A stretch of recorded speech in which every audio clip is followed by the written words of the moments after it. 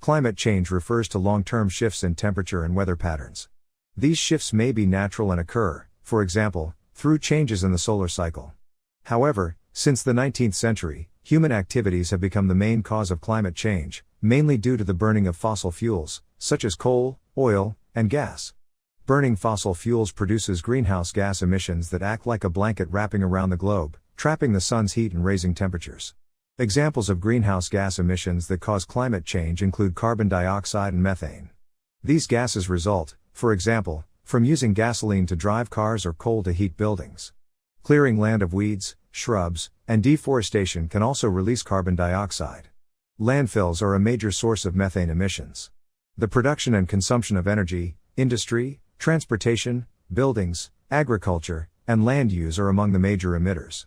And emissions continue to rise. As a result, the globe is now 1.1 degrees Celsius warmer than it was in the late 19th century. The last decade, 2011 to 2020, was the warmest on record. The consequences of climate change include, among others, severe droughts, water scarcity, severe fires, rising sea levels, floods, melting polar ice, catastrophic storms, and biodiversity degradation. It is also known that 197 countries have signed the framework agreement called Parties, where the parties to the United Nations Climate Change Conference have met annually since 1995, with the aim of assessing progress in dealing with climate change, negotiating to prevent the dangerous interference of human activities on the climate system, and to set legally binding limits to determine the greenhouse gas emissions for each individual country, and to determine the implementation mechanism. Any final COP text must be approved by consensus.